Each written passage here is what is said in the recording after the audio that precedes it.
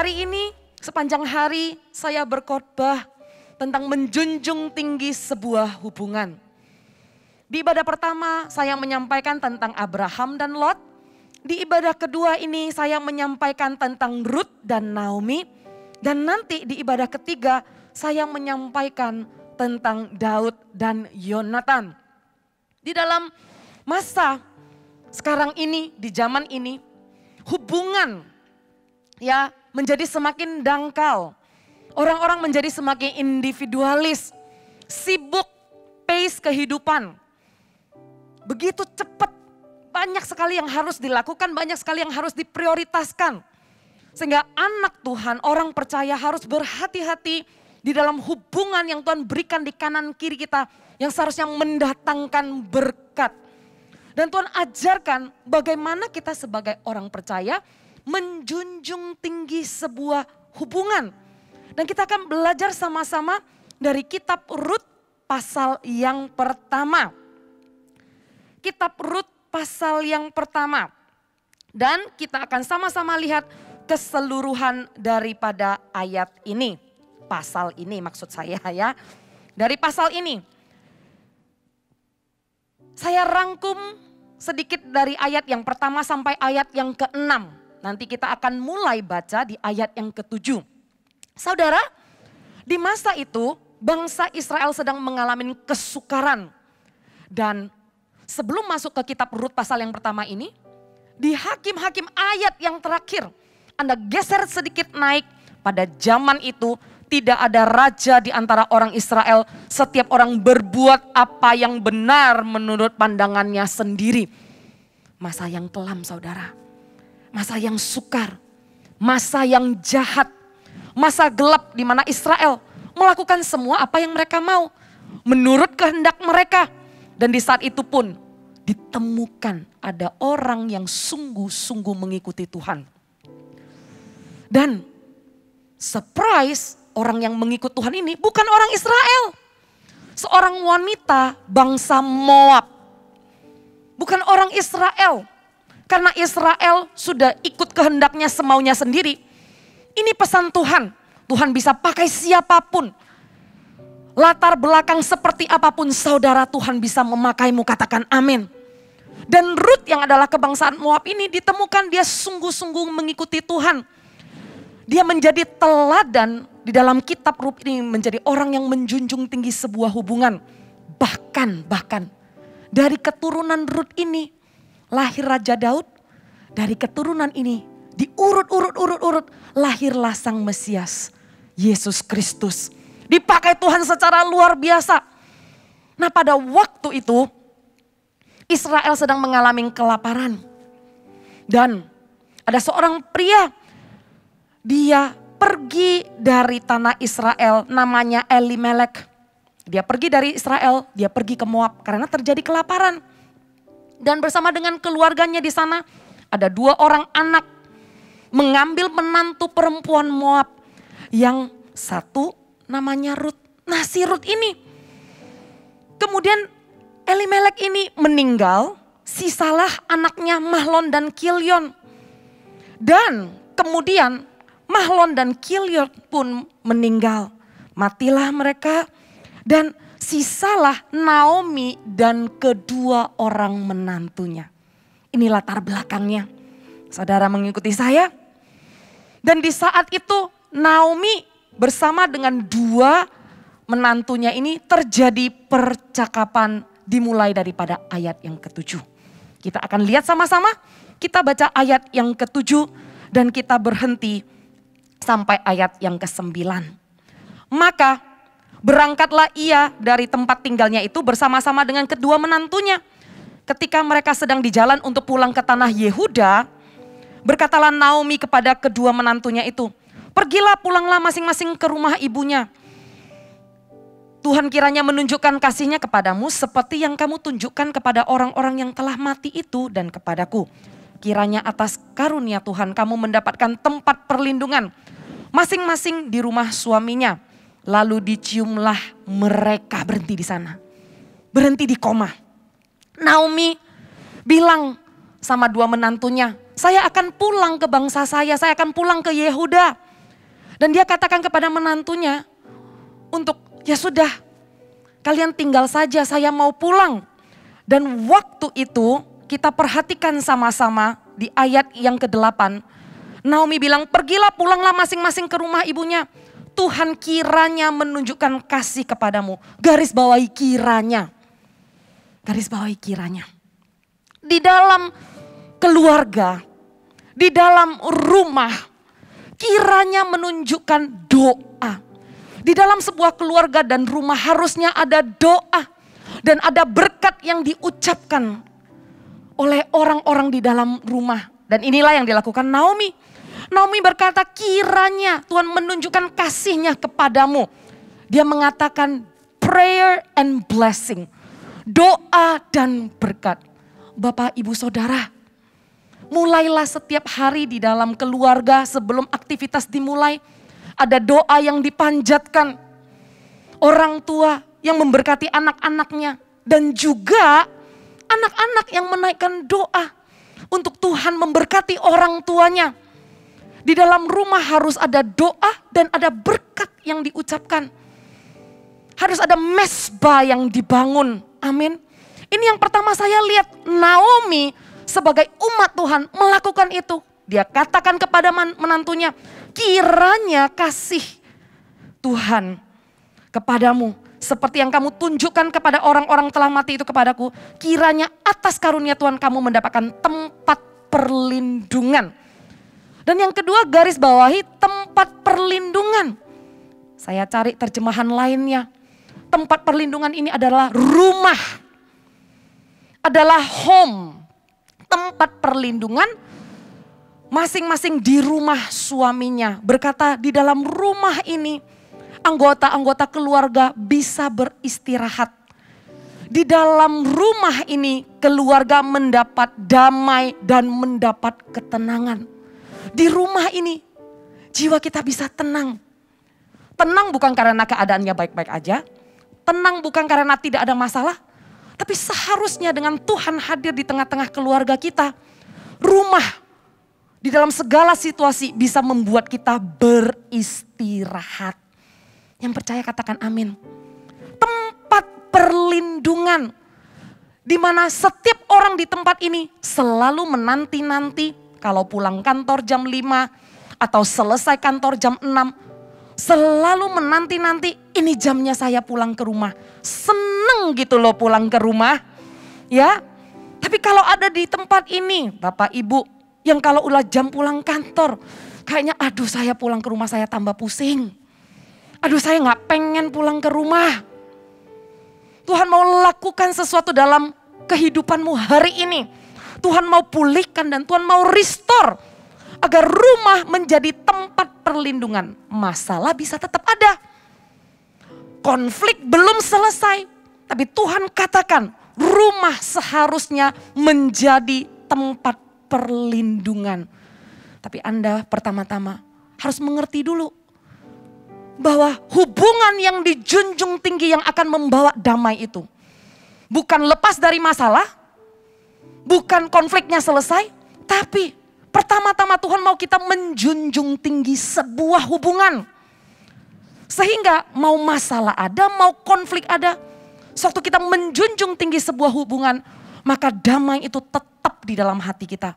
Maka ketenangan itu tetap ada di dalam hati kita. Kemanapun kita pergi dan rumah kita pun menjadi tempat perlindungan. Amin. Kita lanjutkan di ayat berikutnya. Kiranya, ayat yang ke-9, atas karunia Tuhan kamu mendapat tempat perlindungan masing-masing di rumah suaminya. Lalu diciumlah mereka. Naomi sudah berkata kata-kata perpisahan. Dia ucapkan doa, dia ucapkan berkat. Supaya menantunya bisa ketemu suami yang baru gitu ya.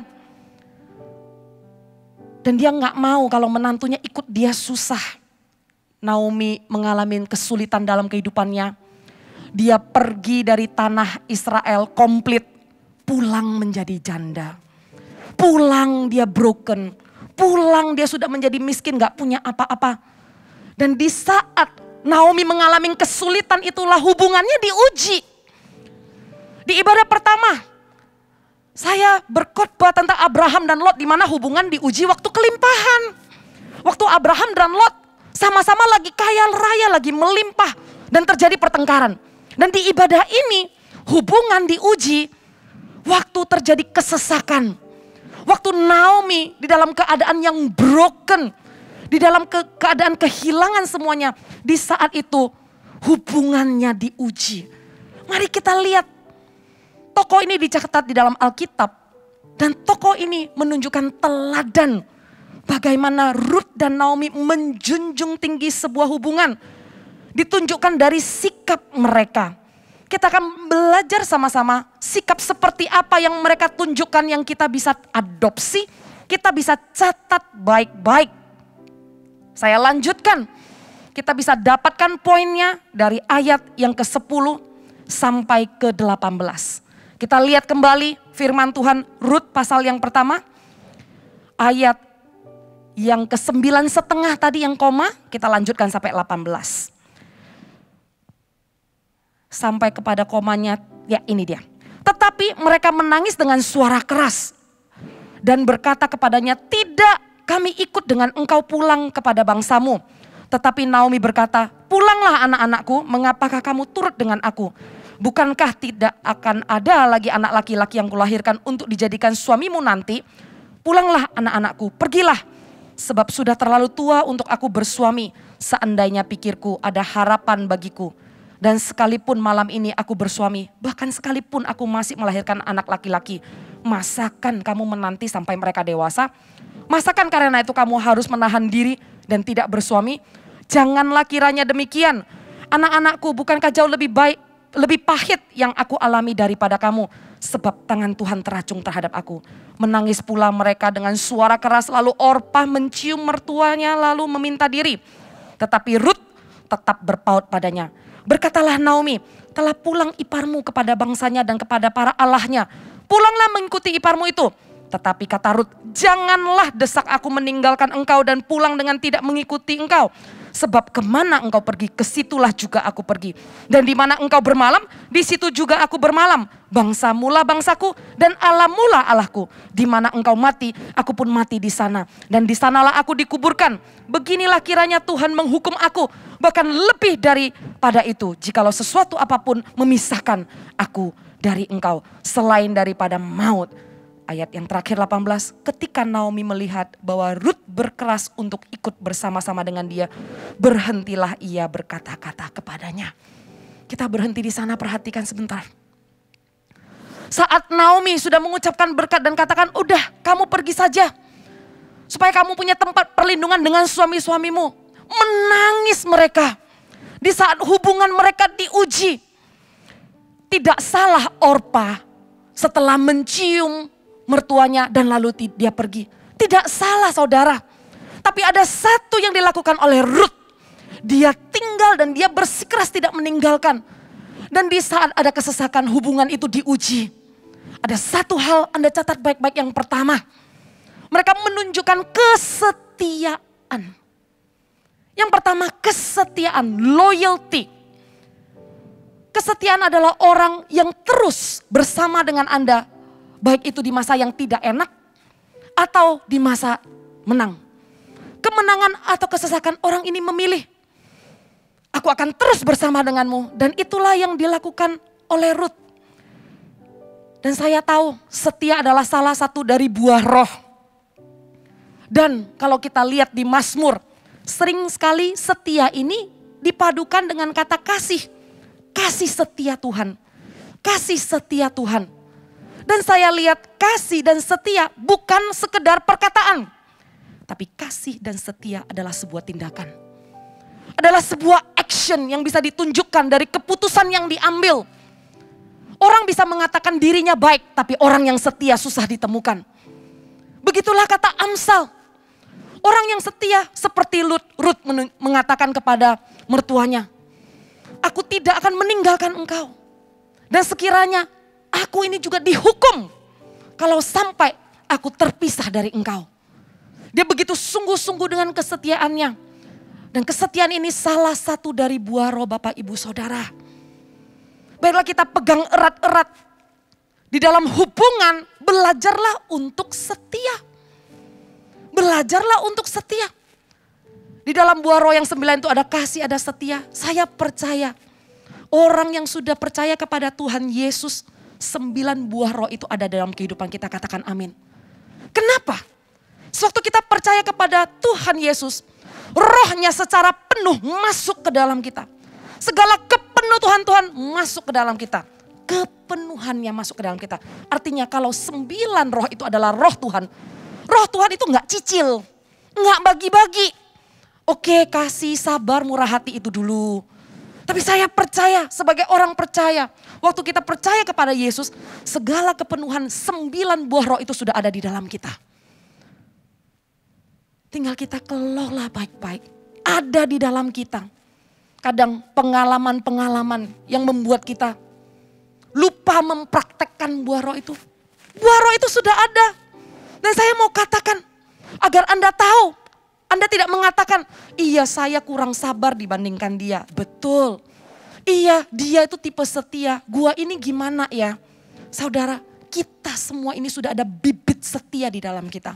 Kabar baiknya, kita ini semua sudah ada bibit-bibit buah roh di dalam hidup kita. Kita menyadarinya adalah sebuah terobosan, maka percayalah tinggal butuh komitmen di dalam menjalaninya. Loyalty. Dan Rut menunjukkannya melalui sebuah tindakan.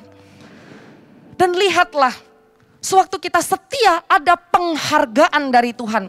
Lihatlah waktu setia di masa kesesakan ini. Rut dipakai luar biasa oleh Tuhan. Keluar dari masalahnya dan akhirnya menjadi nenek moyang seorang Mesias.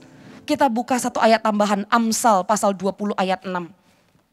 Amsal pasal 20 ayat 6. Ya.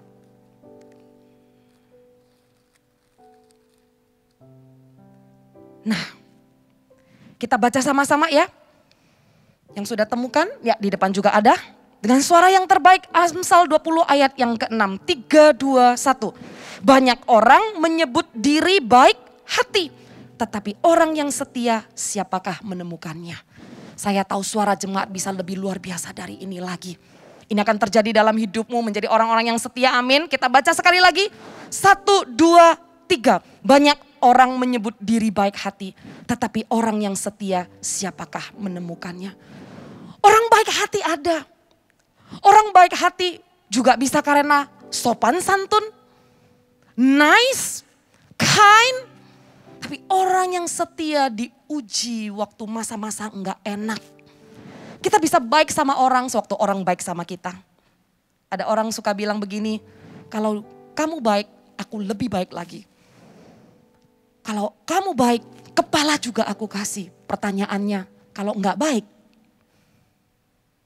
kalau diperlakukan tidak adil, apakah Anda tetap memilih menjadi sahabat yang setia? Apakah sewaktu Anda menemukan kekurangan teman, kekurangan saudara, kekurangan teman pelayanan, suami istri di dalam pernikahan juga, apakah pada saat itu Anda langsung mengambil langkah mundur? Dan juga ada satu kata yang orang sering ucapkan, ilfil. Males. Udah tahu orangnya kayak gitu, udahlah gak usah deket-deket. Tapi Tuhan mau ajarkan kita. Suatu kita tahu kelemahan orang. Suatu kita tahu orang ini gak baik sama kita. Apakah kita tetap menjunjung tinggi sebuah hubungan? Tuhan mampukan kok. Tuhan gak membuat kita harus pura-pura. Tuhan gak membuat kita memaksakan diri untuk sama orang itu. Tapi Tuhan akan kasih kemampuan untuk tahu bahwa kesetiaan perlu dijunjung tinggi. Hubungan perlu dijunjung tinggi. Suami dan istri juga. Ngomong begini gak gampang. Tapi janji nikah di hadapan Tuhan. Melewati suka dan duka. Sehat dan sakit. Kaya dan miskin. Pasti ada waktunya terjadi gesekan bukan? Pasti ada waktunya pernikahan tidak seperti yang Anda harapkan.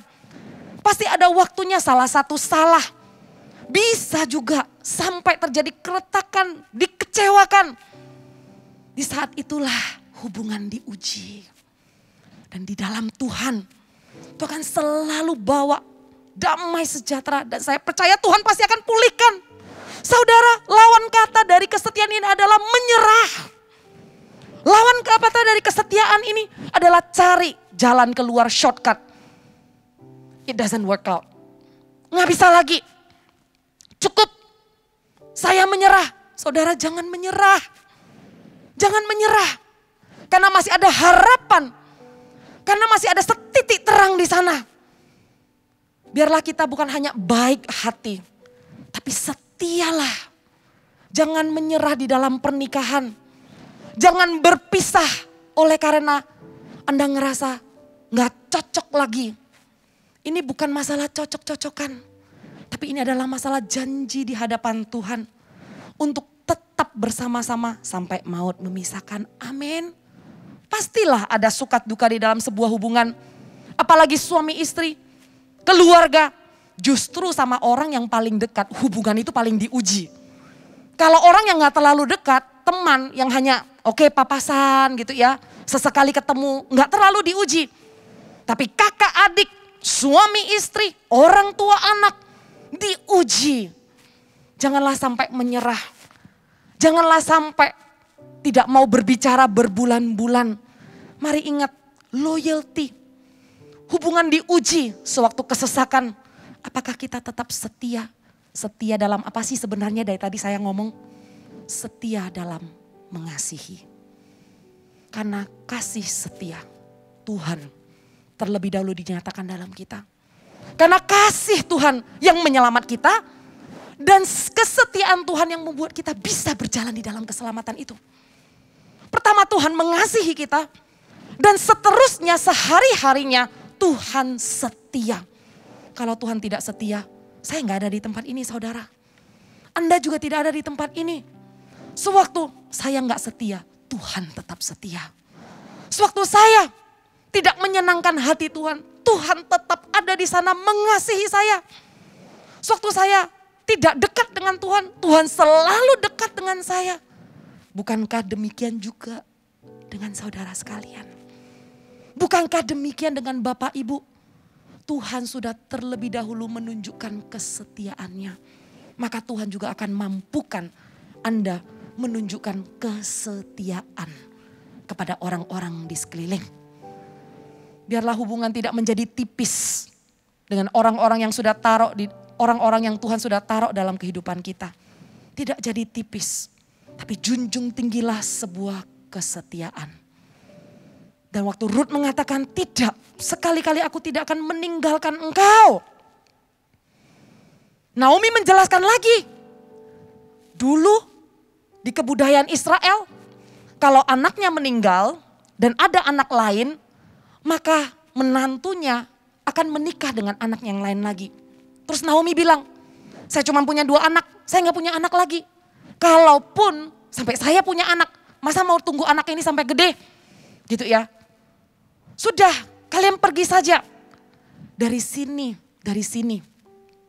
Selain daripada Rut menunjukkan kesetiaannya, poin saya yang kedua. Ditunjukkan oleh Naomi juga. Hubungan mereka ini berdua ini menjadi teladan di dalam sebuah hubungan. Apa yang Naomi tunjukkan? Sikap yang pertama kesetiaan yang ditunjukkan oleh Rut. Sikap yang kedua ditunjukkan oleh Naomi adalah sikap rela berkorban. Rela berkorban. Dia tahu dia akan pulang ke kampung halamannya, ke tanah Yehuda. Dan pastinya Naomi sudah berumur. Dia rela berkorban dengan membawa namanya pindah pulang kampung. Bisa bayangkan gak dia membawa semua barang-barangnya. Dan waktu itu dia sudah tidak ada siapa-siapa, dia harus bawa dan angkat barang-barangnya. Dan dia rela berkorban untuk memikirkan kebahagiaan menantunya. Dan dia tahu dia nggak ada keturunan lagi yang bisa diberikan kepada menantunya. Jadi kalau sampai menantunya ikut kepada dia nggak ada untungnya. Tapi dia menunjukkan sikap rela berkorban. Tahu kenapa Naomi bisa menunjukkan sikap rela berkorban? Karena dia bukan orang yang kepahitan. Dia bukan orang yang menyimpan kekecewaan. Orang yang menyimpan kekecewaan dan kepahitan tidak bisa pikirkan orang lain. Akan berpusat kepada diri sendiri. Sewaktu Naomi kehilangan segalanya, dia tahu Tuhan sedang berperkara dengan dia. Tapi Naomi tidak memilih untuk marah dan kecewa. Dia tidak memilih menyalahkan Tuhan. Berhati-hatilah dengan reaksi kita. Karena reaksi kita akan dilihat oleh sekeliling kita. Dan kita juga akan menuai reaksi yang kita tabur. Reaksi yang Naomi tabur adalah reaksi yang siap berkorban.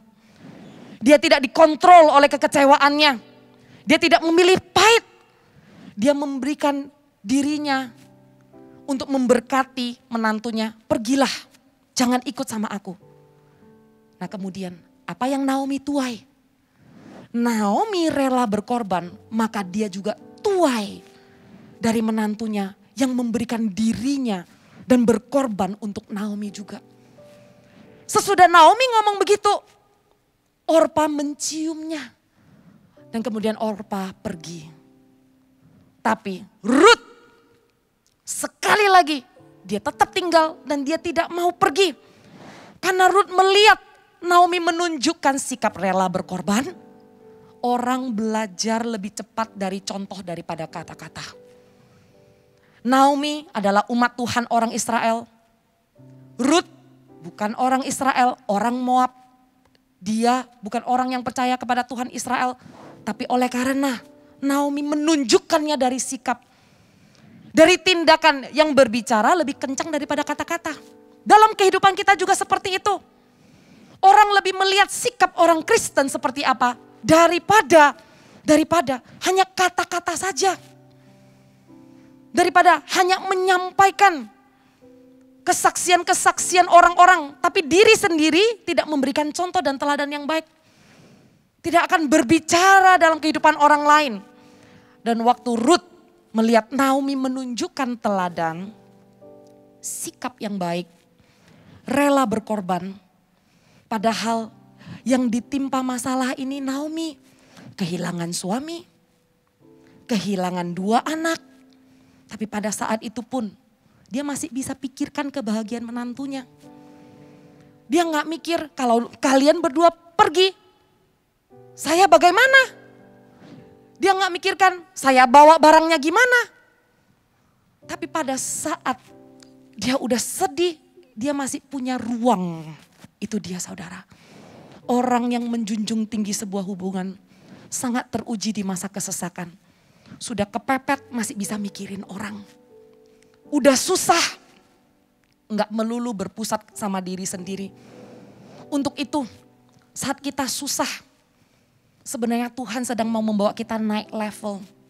Berhati-hatilah supaya kita nggak jawab begini. Hah, pelayanan? Saya aja masih nggak bisa mengatur problem hidup saya. Saya sendiri masih banyak urusan.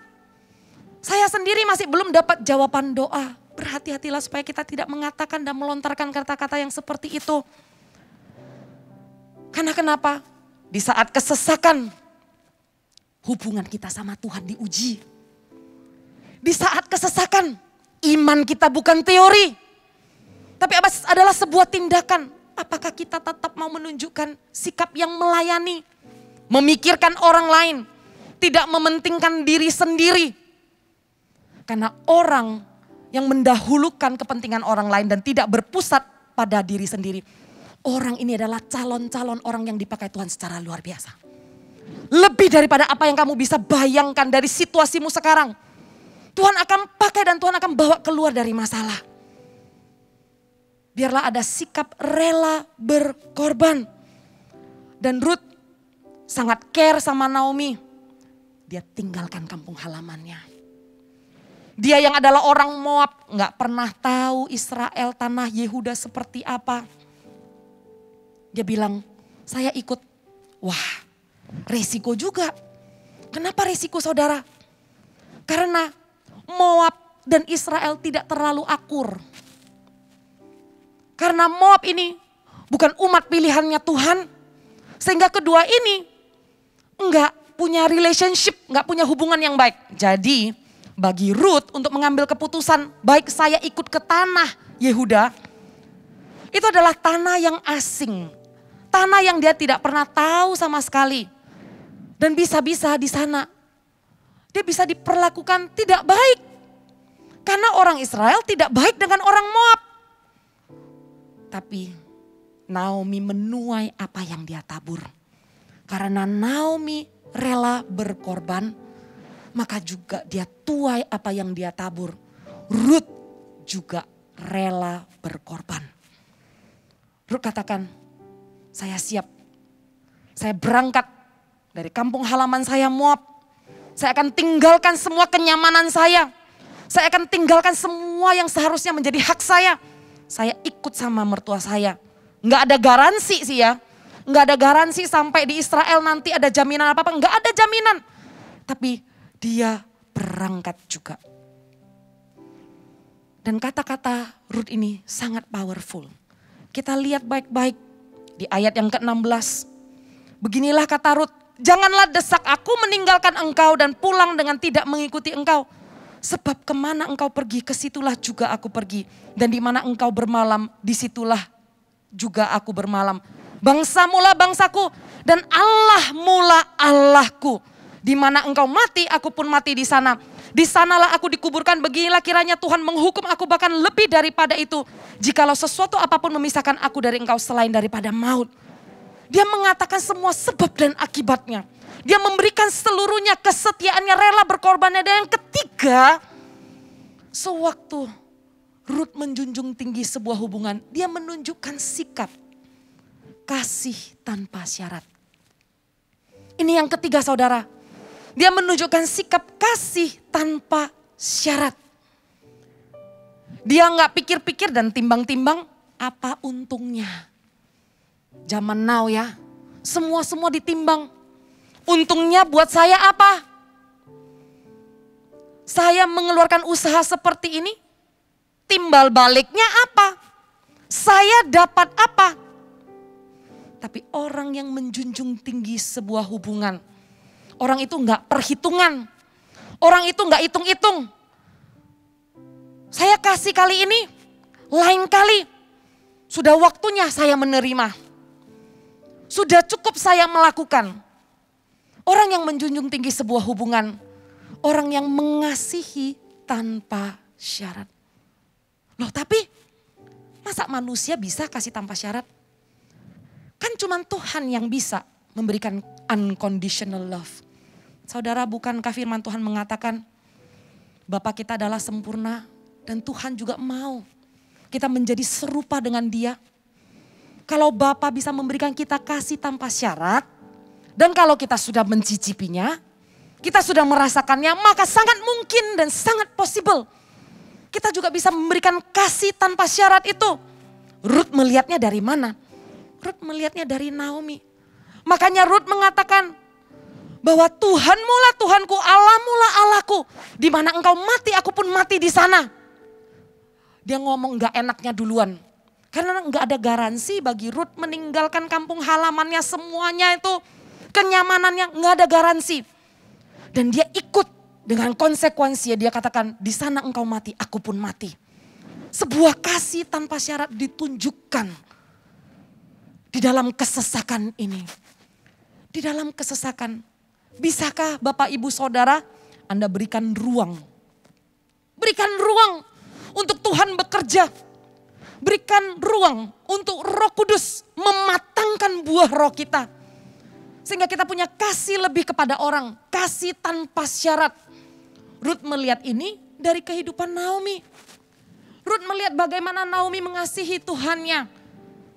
Dan pada saat itu Ruth sendiri menerima Tuhan Allah bangsa Israel. Dia mengatakan, sebentar mic saya lepas. Sebentar ya. Oke, gimana ini?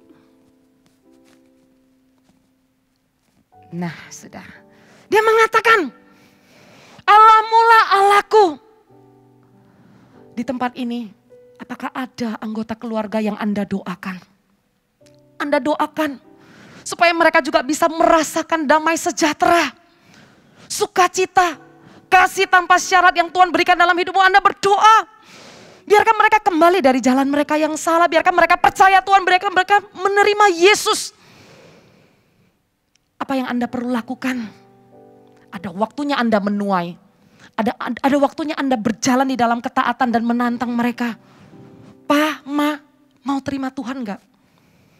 Ko, ce, paman, tante, mau terima Tuhan gak? Ada waktunya kita menuai. Tapi sebelum waktu itu datang, pertama-tama tunjukkanlah kasih itu. Kasih adalah action. Kasih bukan cuma sekedar kata-kata. Kasih juga bukan perasaan. Tapi adalah sebuah keputusan tindakan yang dilakukan tanpa syarat. Saudara, kalau ada Tuhan di tengah-tengah keluarga.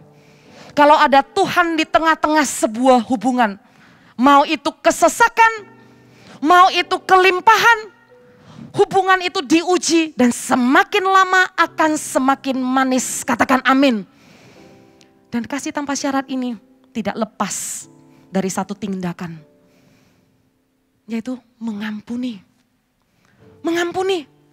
Susah bagi kita untuk mengampuni, iya. Setelah mengampuni ada next step lagi. Let go. Kalau mengampuni ditanya mau mengampuni enggak? Ya mau. Kadang waktu mengampuni, saya sendiri pikir, iya ya, saya benar sudah mengampuni, let go, dan memberkati enggak? Atau di step-stepnya pengampunan, jangan-jangan Anda cuma capek, mangkel, daripada gue capek ya sudahlah. Tapi belum benar-benar mengampuni, belum benar-benar let go. Kasih tanpa syarat ini berbicara tentang paket secara keseluruhan. Tanpa syarat artinya Anda memberikan paket kasih ini full. Seperti Anda menerima paket kasih dari Tuhan full. Buat dosa Anda di masa lalu, buat dosa yang belum Anda lakukan bahkan, tapi tidak memberikan izin dan lampu hijau untuk Anda berdosa. Kasih karunia Tuhan itu full, mengampuni kita secara keseluruhan. Maukah kita belajar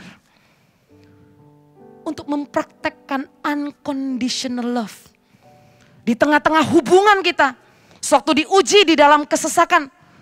Maukah dengan kasih daripada Tuhan Anda mengampuni, Anda let go sampai kepada satu titik Anda memperkatakan berkat? Maka percayalah Tuhan akan bertahta di tengah-tengah hubungan. Hubungan keluarga iya, hubungan persaudaraan iya, hubungan partner kerja juga iya. Hubungan harus dipulihkan, mesbah Tuhan harus dibangun. Tuhan gak bisa share spiritnya dengan orang yang tidak mau taat. Orang yang tidak mau mempraktekkan kasihnya. Orang yang masih mengandalkan perasaannya. Orang yang masih mau melakukan maunya sendiri, Tuhan gak bisa share. Siapa yang mau Tuhan ada di tengah-tengah keluarganya, boleh lambaikan tangan. Praktekkan ya melalui hubungan kita dengan orang-orang di sekeliling. Praktekkan. Melalui tips-tips yang saya bagikan tadi, menjunjung tinggi sebuah hubungan. Dari yang pertama, menjunjung tinggi lewat kesetiaan. Menjunjung tinggi yang kedua lewat sikap mau berkorban. Menjunjung tinggi yang ketiga lewat kasih tanpa syarat. Saya ajak saudara bisa renungkan baik-baik. 3 poin yang saya bagi, 3 poin yang simple ini. Belajarlah untuk setia. Jangan menyerah di dalam sebuah hubungan. Belajarlah untuk berkorban, tidak berpusat kepada perasaan sendiri. Tidak berpusat kepada diri sendiri. Dan yang ketiga, belajarlah untuk mengasihi tanpa syarat. Seperti Tuhan Yesus mengasihi kita tanpa syarat. Unconditional. Saya percaya khususnya di ibadah 2 ini. Tuhan mau mengabarkan Injilnya dengan begitu kencangnya lewat perbuatan dan tindakan Anda. Saya perkatakan di dalam nama Tuhan Yesus, khusus ibadah yang kedua ini Tuhan taruh di hati saya. Dengan segera masing-masing keluarga akan menuai orang-orang yang belum percaya Tuhan dan akan bawa masuk ke dalam kerajaan dan keselamatannya. Yang percaya berikan tepuk tangan untuk Tuhan. Mau ya? kita sama-sama pentingkanlah sebuah hubungan. Karena kenapa? Hubungan membawa berkat yang lebih kaya. Lebih daripada harta materi yang tidak ada garansi. Semuanya itu hanya sementara saja. Semua itu hanya kenikmatan sementara saja.